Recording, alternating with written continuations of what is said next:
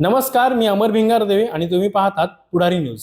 तर आज मी ज्या बातमीबद्दल सांगणार आहे ती बातमी जुनी असली तरी त्या बातमीतील मुलीचं कौतुक करू तितकं कमीच आहे। तर मंगळूर कर्नाटक येथील रोमोना पेरेरा या विद्यार्थीने 170 म्हणजेच 7 दिवस भरतनाट्यम सादर करत जागतिक विक्रम प्रस्थापित केले आहे। तिने गोल्डन बुक ऑफ वर्ल्ड रेकॉर्डमध्ये आपले नाव नोंदवले। या विक्रमामुळे तिने भरतनाट्यम नृत्य प्रकारात एक नवा अध्याय लिहिला आहे।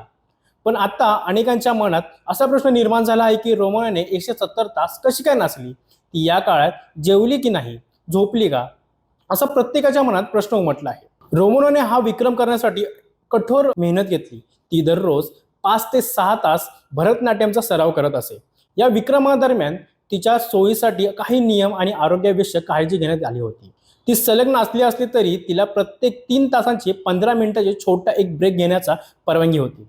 या ब्रेकमध्ये ती थोडा आराम करत असे, शारीरिक गरजा पूर्ण करत असे आणि हलके पदार्थ खात असे। तिच्या संपूर्ण कामगिरी दरम्यान डॉक्टरांची आणि वैद्यकीय कर्मचाऱ्यांची एक टीम सतत उपस्थित होती। किरकोळ डोकेदुखी आणि थकवा जाणवल्यास तिला त्वरित मदत दिली जात होती।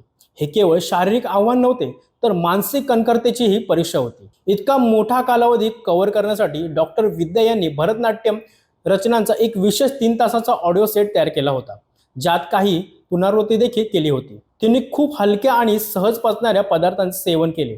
तिने खूप कमी झोप घेतली। सलग 170 तास नाचणे म्हणजे अक्षरशः जागे राहणे आणि शरीराला विश्रांती न देणे।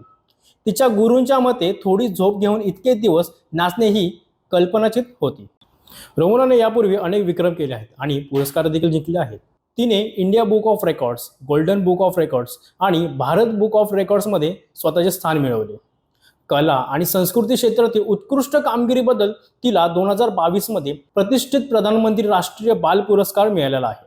आता हा पुरस्कार 18 वर्षाखालील मुलामुलींना दिला जाणारा भारतातील सर्वोच्च नागरी सन्मान आहे। ती केवळ भरतनाट्यम मध्येच नव्हे तर सेमी क्लासिकल, वेस्टर्न आणि समकालीन नृत्य प्रकारांमध्ये देखील निपुण आहे।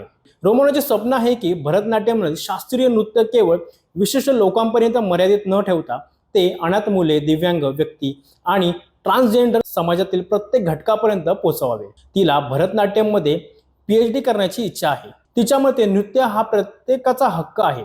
तिने केवळ स्वतःसाठी नव्हे तर भारतातील शास्त्रीय नृत्याला जागतिक स्तरावर एक नवीन ओळख मिळवून दिली आहे। तिच्या या पुढील वाटचालीसाठी पुढारी न्यूज तर्फे शुभेच्छा।